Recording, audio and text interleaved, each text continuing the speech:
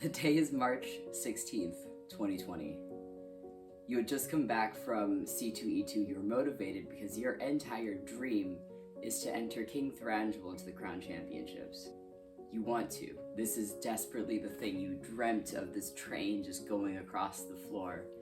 And so, 2 days before the entire world shuts down, you go to the fabric store and you purchase materials that were not great, as you saw fabric online, but it was too expensive for you to buy, so you sadly had to make an alternative. Now, this project is supposed to be maybe a 2-week process, your lockdown project, while the 2 weeks of staying at home were a thing, eventually turned into about a year and a half of work that indeed still might be continuing. This was my case, and this is the project, and I finally want to make this video because I keep putting it off. I spent a year and a half sewing King Thranduil, and that doesn't mean that I spent a year and a half sewing one single garment or a single cosplay. That means I spent a year and a half perfecting the pattern, making it fit, making it again and again and again, making crowns, making robes, pants, shoes, every single thing. And I want to sort of talk about it, break it down, and tell you what I made, what mistakes I made, so that you don't make the same mistakes, because you're not dumb. So I'm gonna start from the very beginning. The first robe, which is sadly now scraps, because indeed it was very, very poorly made. I have some pictures and videos of it, which will just be here. This first robe was done in this very sad sort of shiny metallic brocade, but like no patterns, nothing, no texture, and added an overlay on top. Now, for my first attempt, this is pretty good. My projects in that time were very much just like basic things, like I did Kylo Ren, but that was really it. That was the big thing. Not very well made either, so that happens. Zig Zag Stitch, the biggest mistake on this one was my pattern was off, and so I had this weird bulge in the back, and I continuously tried to take it in, and it just wouldn't work. I didn't use a zipper, I didn't line it, I didn't use interfacing. And by interfacing, I mean literally interlining, because interfacing itself is kind of garbage compared to other things you can use to line.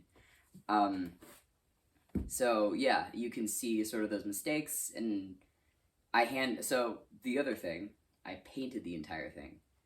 Don't do this. It is the nastiest thing to touch. And I just had to get that one out of the way, and I'm so glad that I never purchased the really nice fabric until the very end. Please, if you are doing some crazy project like this, don't buy your fancy fabric now.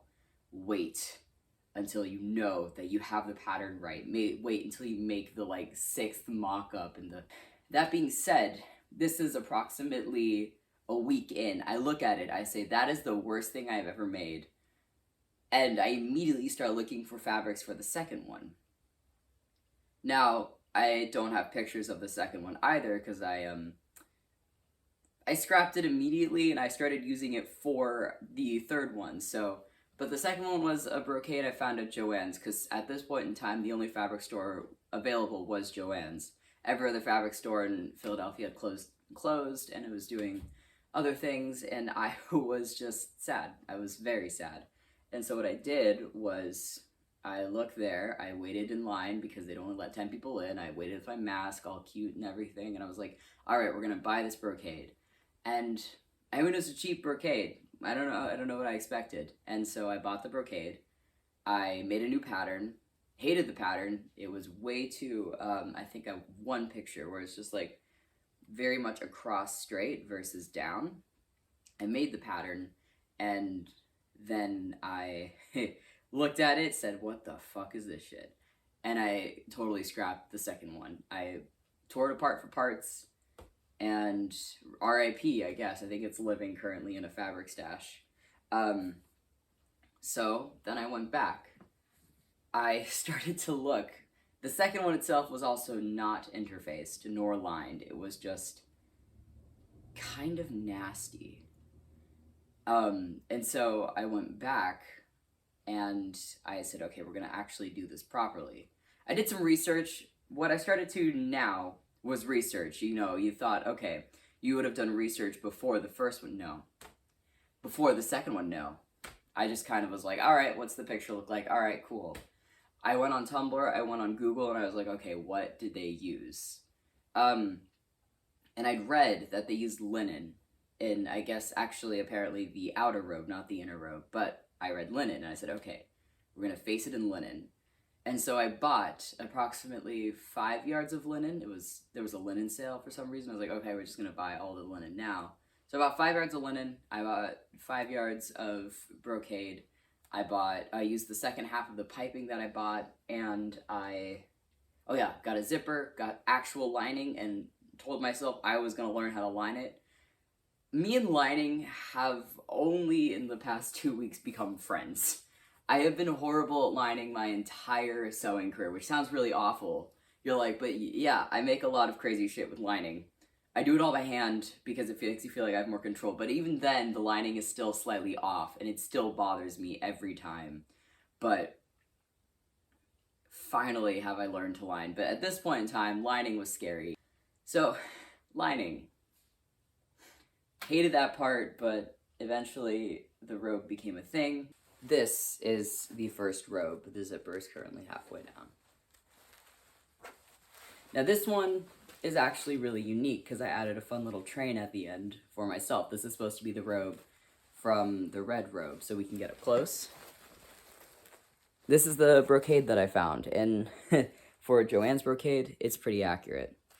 So, yeah. Some of the tailoring things that are done in this robe, I have shoulder pads for the first time. This is my first time using shoulder pads.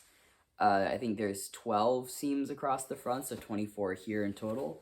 But if you look at the back, this isn't the pattern of Thranduil's coat. Me, not knowing that at the time, was like, poopy. But, you know, at the time I thought this was the pattern. It's very heavy. It's very heavy because it's faced in linen. And at the bottom, there are curtain weights. There's, I think, 4 of them in here. Yeah, and you can feel them because at some point I messed up a pattern on the side. So instead of fixing the pattern on the side, I just use curtain weights to drape it down, and it works. There's a zipper in the front. And this is the first robe that I actually, like, hand-stitched all the seams before sewing them. So every single seam has, like, a hand stitch, like not a felling stitch, a running stitch. Basting the piping to the thing, and then basting the fabric layers together as flat line. And you can see that the lining is there. And then if you get up close, you can see maybe the hand stitches. They're not very pretty, but they're hand stitches, and you can see them. And yeah, there's, I think, one hole, because, yeah, there's a big hole. I forgot, so what I didn't do, because I was a cosplayer, and cosplayers are notorious for not finishing seams, was I didn't finish the seam. So there's a giant hole here, and I hate it, but actually we can get into the layers if we go through the hole. But yeah, there's that layer of linen there, and then there's the layer of brocade. But yeah, for a first, like, this is my first, like, tailoring attempt at a garment, and I am not angry at it. I still wear it. I love this thing, actually. Sleeves are a little tight, but that's the aerialist arms coming through. But yeah. It's really shiny. I like it. I'm a crow. I like shiny things. But yeah, I think we're already at number 4. Attempt number 4. I am about to go home for the rest of the school year because COVID sucks, and I wasn't about to spend all this time in, like, a tiny little cramped place. So I take a little time. I go to a Joann's one last time to get some fabric. And I come across a clearance, like, cotton that is, like, mix and match between silver and gold, and like that's King Thranduil's colors are literally silver and gold, but it's like a brocade. And so what I do is I take that. I already have like 8 yards of like this net tulle that I bought for no reason, because I was like, what if I need net tulle for this project? Okay, great. So I already had 8 yards of net tulle. Now I have, I think, 6 yards of this like cotton, and I actually really like this fabric. I'd redo it in an iridescent if I find the proper netting. I have this tulle, I have this netting, I have this cotton, and I buy like a baby blue lining, which is actually, I think, really nice. And I also buy about 8 yards of canvas, so that instead of facing it with linen, I said, okay, but what if I use actual canvas? Not tailor's canvas, actual canvas. And it's funny because canvas eventually becomes the lining for all of them because of how well it works for me.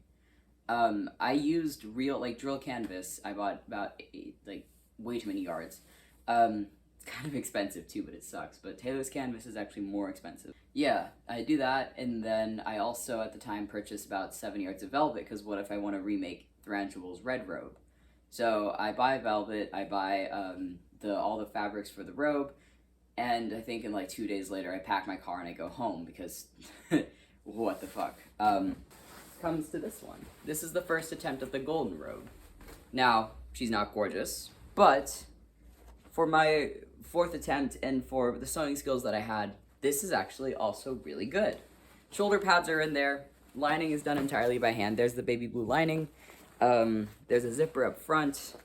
All of them have zippers, actually. Yeah, you can see how structured this is. This is, like, gorgeously structured as a robe. And you can see, if we get up close, there's the tulle. And if you're looking to make a Thranduil costume, but you don't have the money for, like, the big expensive brocades, tulle and, like, cotton or, like, any sort of, like, fabric that has a color changing effect or metallic effect works beautifully. So if you ever need a budget Thranduil costume, do that. But yeah, very structured, and it goes very long. This one only goes to the floor because I only had enough to go to the floor. There's a hem at the bottom. All the lining is hand done, and all the piping is done. I think the only complaints that I have are just that I screwed up the piping at some point, and so it's kind of not visible here. So good 4th attempt. I just wasn't happy with it because at this point, the only thing I was holding on to was making this King Thranduil costume. I was holding on to Crown Championships happening in March of 2021, which it didn't happen, but, you know, I was holding on hope, and I was like, okay, we're going to keep going. Because there was still a convention scheduled, even though it was going to be canceled literally a week later. But I think, at this point, I have ordered materials for King Thranduil 4, or like a different rendition. I have the velvet. I started cutting out the panels, and I didn't really know what I was doing next. I took a break, made a Legolas cosplay, and then I came back a while later. I ordered these materials. The lining wasn't coming yet. I had my panels cut out for the long velvet robe. And I said, how am I going to put there's a very large embroidered, like not embroidered, embossed design because it's silk velvet. How am I gonna do this? How am I gonna burn this out? I tried doing it via a print and iron. Didn't work out very well. So what I thought was, okay, I can't use the actual technique because it's polyester velvet, and polyester velvet will just burn. So what I did, I used actual heat. I used a wood burning tool. Due to this robe is one of my favorite things that I've ever created. Like, literally ever. I'm so absolutely proud of it. It's very long. It is a 5-foot train. And all across it are these burnt out designs, and they're all unique. Every single one of these has a unique structure, and they're all sort of, it's just, I don't know how I had the patience, but I had the patience to burn out. Honestly, I think this is 5 feet of train, 5 feet of coat. Like, this is 10 feet of burnt out velvet that I burnt out myself. Now, I will compete this one day because I spent so much time on it, but what we'll learn next is that the robe that comes with it is a little bit not the greatest made. So we'll talk about that as well. But yeah, see the collar. There's a collar, there's like, I even did pad stitching on the lapels for the first time. It's not the most gorgeous pad stitching, but like, do you see that? Yeah, I pad stitched lapels. Like, this is me coming after like cosplay, but like, look at that. Lapels, they pad stitch. It's awesome. And yeah, the sleeves themselves are also absolutely gorgeous. Like, I love this robe so much, and I will speak so highly of it. The entire lining is hand stitched. And like beautifully hand stitched, right? You can barely see it until you get up close. And even then it's like hidden inside the coat. Sorry, there's velvet foozles everywhere. Perks of working with velvet, gets everywhere. I think I had to scoop velvet out of my machine for a while. I use this like faux Dupioni lining. This took forever to come, because obviously COVID has people and shipping things. They're like, it's gonna take a month. Okay, but yeah, red velvet coat. This is my favorite. This is one of my favorite things I've ever made. So then we interject. At some point, I ordered a long list of a long thing of lining, and originally for the outer robe, I was gonna paint it because you can't actually find this. I found one fabric online that can mimic the King Thranduil robe, not even perfectly because it's very smooth, the actual robe, and this one is a brocade, so it's not smooth. And I have used it. And I'll use it again, but not right now. What I did was I went to Joann's again, and I just looked through the brocade section because at this point in time it was actually back in like April of 2020, and I found a brocade. The day my school shuts down, I said, okay, now I'm sad. So I went to Joann's and I bought 8 yards of this. Technically on the other side is a different brocade, but I flipped it to this side and I said, holy crap, that's as accurate as I can get for the moment. And it's just like flowers. Yeah, you see that. And it works. It worked very fine. The sleeves were a little wonky because you sewed them from the other side. I did not like this process very much, but I did it. And the lining itself is red. But the lining, yeah. So the lining is red. The lining should not be red, but for the time, it was what I had. This one I'm very, very proud of the hand stitching because it is so small. But yeah, the lining is entirely hand stitched in once more. Like I said, I did not enjoy lining things. They're all done by hand, painstakingly watching Lord of the Rings 15,000 times because I was obsessed with Lord of the Rings. One of the things that this project actually sparked was my love for elven clothing, because after that, throughout this time in the pandemic, while I was at home working, I think I went and I worked at a Joann's for a little bit just to, like, I don't know, have a purpose. And I bought all this fabric to make elven clothes, and I started my wardrobe in 2020, I think, with a video about, like, an Arwen gown. I made, like, a male version of an Arwen, and it was gorgeous, and then I just kept going. And so yeah, 2020, the hairbringer of weird fashion and elven clothing. So yeah, that's this robe. I like this robe. It's very fun. I think that's the one thing about this cosplay that I have realized is that a lot of the stuff that I've made isn't bad, it's just not to the standard that I needed to be at for myself. So, as we move on, the fabrics for the next robe arrive. And this one, I saw this fabric, and I was, like, decently accurate to the, is like, so the fabric that King Thranduil uses in this robe is just very textured, and so what I did was I just found really heavily textured fabric, and, I mean, it was, like, sheer, like, it was bad. It's not a bad robe at all, like, at all. There are a couple holes, there are things that I want to fix and finish, because I still like wearing this one. Of course, obviously, the back, I mentioned the back a lot, but you can see the back here. It's not the greatest yet. It still has these pattern pieces. Now, this one has little buttons on front too. Like, I made little buttons. Yeah, because this one has buttons. So this one again was tailored with shoulder pads. I think it has curtain weights in the bottom.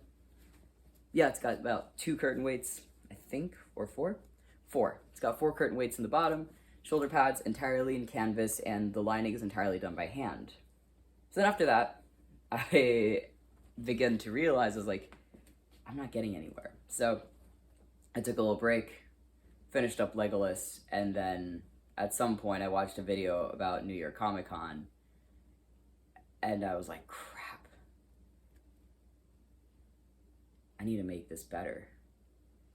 And so, before we get into the more extensive robes, I'm going to talk about all the accessories, all the boots. Alright, let's talk crowns. So, first crown in the March of 2020. This one is very interesting. So, we can get up close.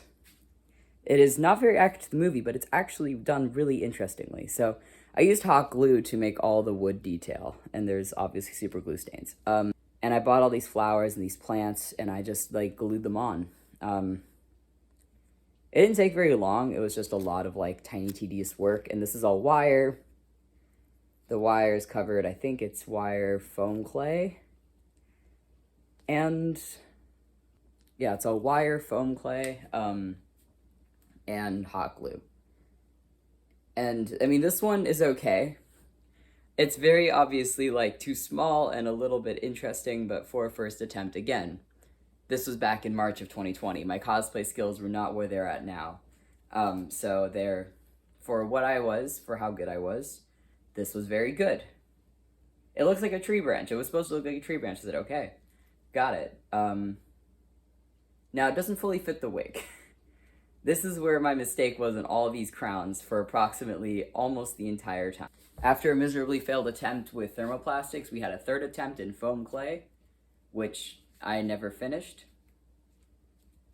I may end up finishing it one day, but like, this has been sitting like this for approximately a year. So yeah, maybe one day we'll finish it, but I don't know.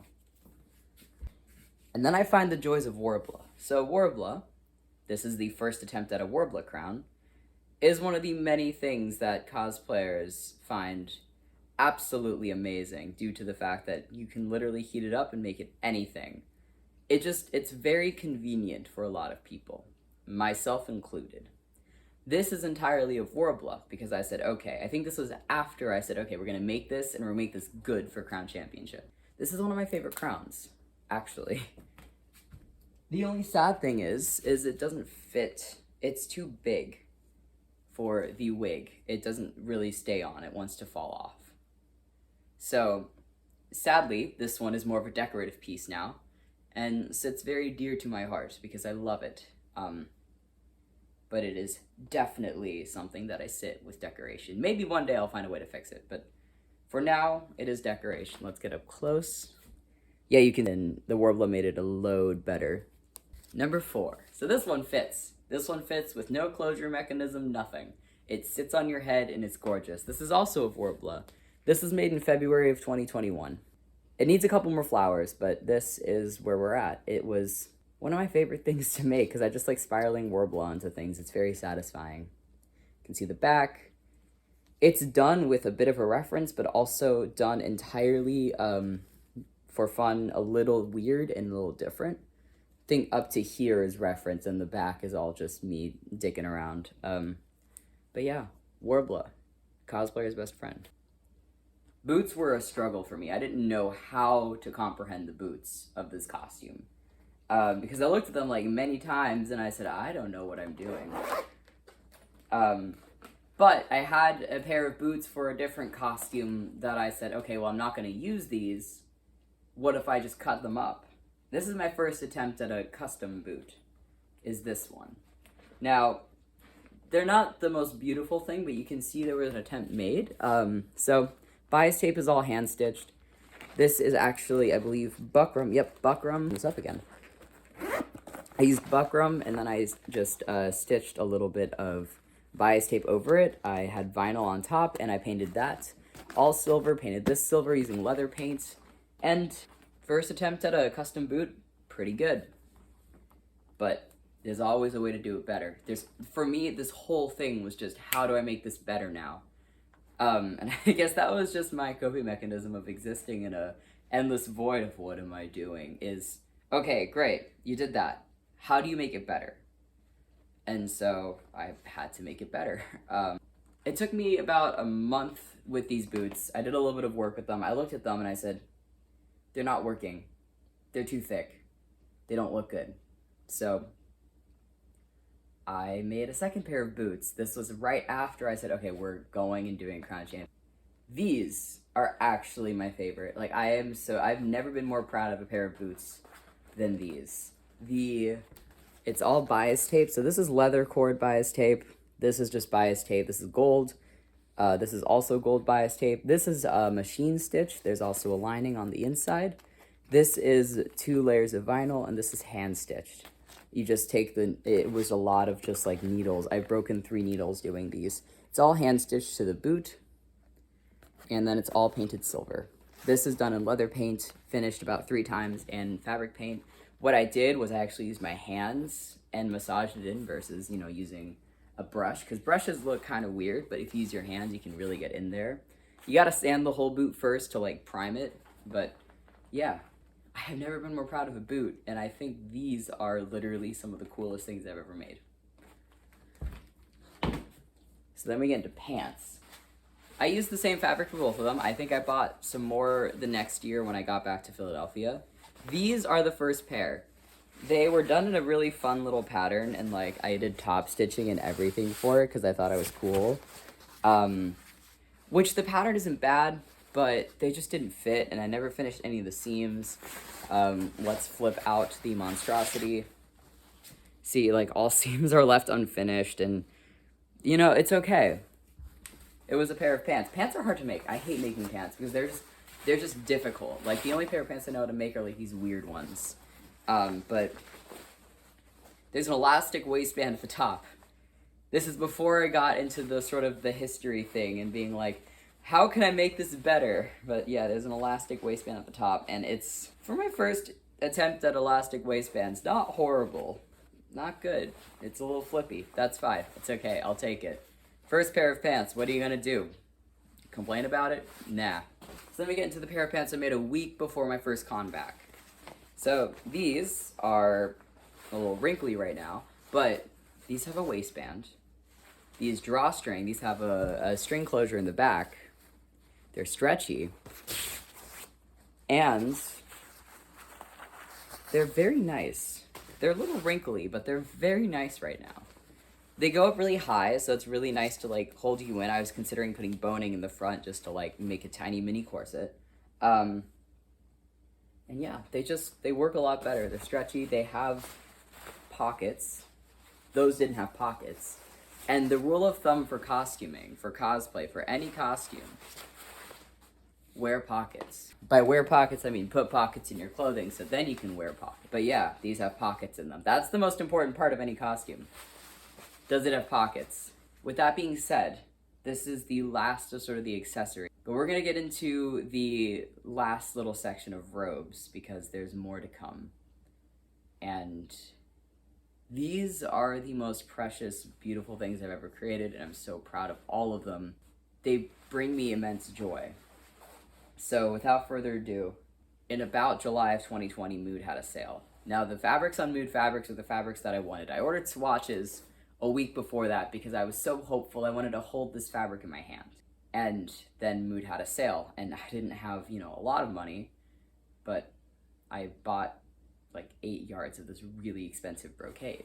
I made a pattern first. I made a really, really, really good mock-up, and I said, okay, we're gonna sew the entire mock-up, we're gonna tailor the entire mock-up before we go into the actual fabric. The fabric arrived, and indeed it was as glorious as I thought it would be, with an entire robe that goes down to my ankles, and then a train that trains approximately 20 inches behind me.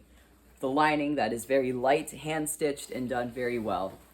I created my first full robe. Shoulder pads that are very intense, huge, and very tailored. The actual garment being covered in canvas to give it shape, and the piping not being black but brown to not take away from the earthy tones. This is a close-up of the first glorious brocade. A zipper going all the way down the front, and piping going all the way down. There is a single curtain. There are no curtain weights in the hem. Just a glorious train and a very beautiful fabric. And the best part, the back is done properly. This is one of my favorite patterns for a back of a coat. I have never loved a pattern more than this pattern. I don't know why. It just works so well, and it's so beautiful. And so yeah, there's the back. Very heavily tailored. This took a lot of tailoring time, but what it does is it goes in very, very, very far here, and then comes out, and it's really gorgeous. But you see, for there were flaws on this coat. As in, I screwed up one of the sleeves at some point, and I had to hand stitch it in like a heathen. There's a tiny little hole in the collar, and the lining doesn't fully fit. And I have a pieced item, but the lining itself it doesn't fully go. Because again, I struggle with lining. Now, I had money from this job that I was working.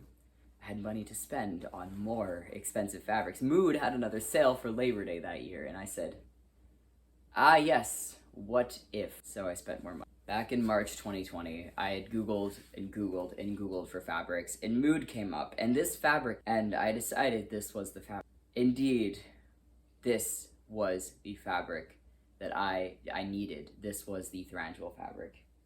And so I bought 6.5 yards of this fabric. It was very expensive, but very worth it. And as I held my dream fabric in my hands, I said, fuck, dude. You know, it's been about 8 months of work on this process now. And we're almost nearing the end. The final robe was born. Now, this one, I mean, I wouldn't say final as in I'd never do it again. I say final as in the final of this build because I finally competed King Thranduil this year. So, what you can see, the piping is gold, but the piping is brown with golden accent. The piping is done, is hand-painted. And then the collar is huge. The back itself is a lot wider, so what I did was I widened out the back. So it all comes in very far in the back there. And then it goes out, like hugely out. And then some of the things that I modified were I had to add many curtain weights on the bottom of this one because it just wanted to be a stupid dumb. So there's 12 curtain weights on the bottom. There are 2 hooks and eyes underneath the zipper. There's an entire weighted hem braid across the bottom, and there is a mini dust ruffle, which is also just a ribbon. This is to give it shape and protection. The weight of the actual fabric is not very heavy, but the canvas makes it heavy, and then the weighted hem braid gives this drape. Because in reality, in the movie, what you see is you see the back here, and then it's just pleated and falling. And so I tried to mimic that same effect with this garment. I mean, it's crazy to think that this is almost a year old now. I made this starting in November of 2020. I finished in about January or December. Every seam is serged. I had a serger. Still have a serger. There's also, you know, a cuff, little band around the cuff, you know, and the sleeves are nice. And I'm so deeply proud of this project. But this isn't the end. We have one more garment, which is just an outer robe. And one of my favorites of all time. The final garment, which was finished in September of 2020, is this. Now, this is an outer robe for King Thranduil, and this is about as accurate as I wanted the fabrics to be, but I also, in a way, when I found the accurate fabric, wasn't sure I wanted to give this robe up, because it is gorgeous. It's very hard to see because it's very shiny, but this one is just liquid gold, basically. And I was like, that is so King Thranduil. I don't care what the movie says. I don't care what screen accurate it is. Liquid gold. 25 inches of train. Sleeves that are huge. And they fold back. As in the movie.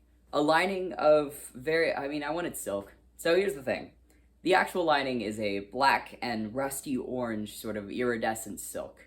First off, silk is hot, very expensive, and not something that I want to buy. Second off, that color does not exist anywhere. I swear. I have looked and looked and looked, and I was like, do you have rusty, orange, and black iridescent silk? No. Nowhere. Nowhere. Not even Halloween. Not even during Halloween do people have rusty, orange, and black silk. No. Okay, so I use a satin lining. This was cheap. It was like $2.99 a yard. But it works, and the entirety of this is also hand-stitched in. There's a pleat at the bottom because I thought, okay, cool, I want like weird billow sleeve. So it does this really cool thing. The lining is screen accurate in color, not screen accurate in fabric. That's okay. But this is one of my favorite things. And it's basically a blanket. If you try hard enough, you can just have a very bougie blanket. It's really cool. I really like it. A lot, actually.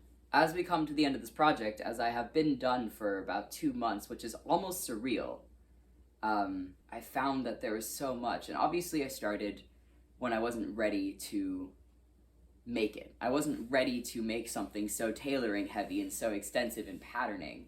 But what I did, and what I'm so proud of myself for doing, is not giving up on this project, is not telling myself, okay, well, I give up because I can't do this. No, I stuck with it. I spent mad money. I spent mad time just sitting there hand stitching things, sitting there watching like Twitch streamers or whatever, Lord of the Rings about 15,000 times. I watched The Hobbit, Desolation of Smaug, like 16 times to look at the one freaking throne room scene. Oh my god, like, I'm telling you, it's crazy. Thranduil taught me basically everything I know now about sewing, in a way. I learned how to do historical sewing. I learned how to hand fell seams, overcast seams, all that fun stuff. I learned how to tailor, what interfacing is, and how to not use the interfacing that you can get at Joann's because it's absolute crap, and you can actually do way better by using cottons or canvas or linen, right? Who knew you can use those for interfacing? Me, not me, because I was a very baby sewist and only followed like 3 people on YouTube, and they all were like very much modern sewists. This project has been a dream to just make and be covered in gold and feel regal, and I got to wear it to a con very recently, and it was an amazing experience to do.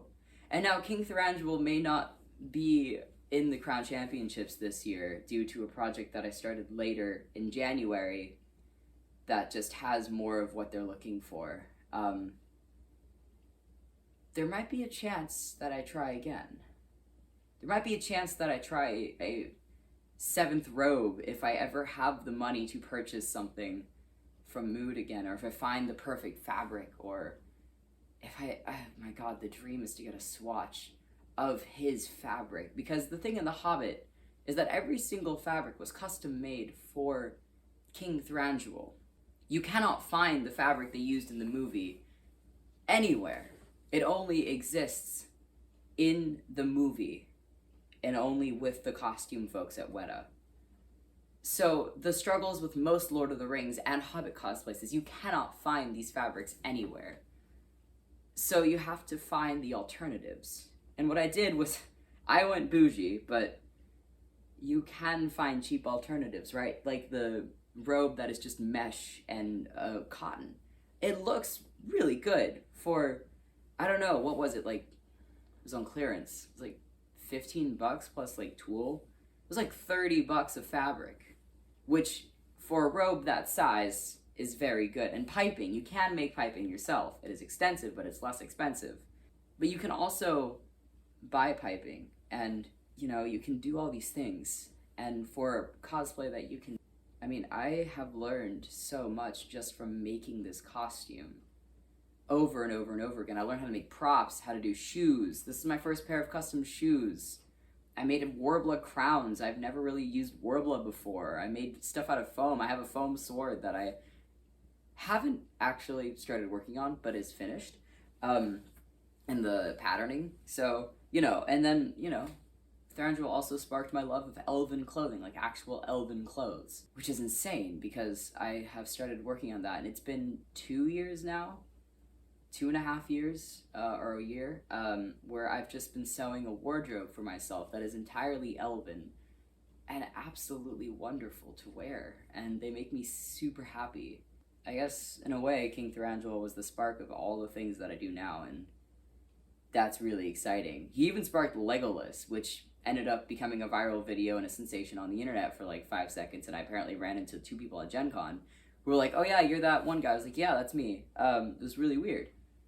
But, that's the love of cosplay, is spending 1.5 years on a costume, coming out with a bunch of wearable garments that indeed I will wear many times, and learning how to make clothing in the process. Make clothing that lasts, that is sustainable, that looks really good, and making custom patterns. And, I don't make a cosplay unless it challenges me. If it has a skill in it that I've never done before, I'm going to do it. This one ended up being about 6. Warbler, shoes, props, tailoring, we're already at 6. Custom patterns, and all this other stuff. Lining, I had to line all of this, and I can't line things. Let's just say I've since then figured it out. It just took a hot second, but at the time, lining was the bane of my existence. Like, it was awful. First YouTube video in a while. So if you want to stay and you want to watch me, I'm going to try and be more active on YouTube again. It's been a month. I just got really busy. If you want to try it, if you want to stay active with me, hi, I do circus, I do cosplay, I do elven fashion sewing, and I am currently starting some new projects and just working on some old ones. I also have some like some circus stuff that I want to do. You can subscribe. I currently try to upload once a week, but soon it will be again once a week. It was once a week for like 6 months. Like I was consistent. And then I got busy. I went to Germany, but now I'm back and I'm here and I'm ready to go. And I'm trying to like get more active in like con blogging and stuff like that. Competition, cosplay videos. If you have ideas and suggestions, leave them down. I'm game. Yeah. Hope you enjoyed this tour of my extensively gold robes. Thank you.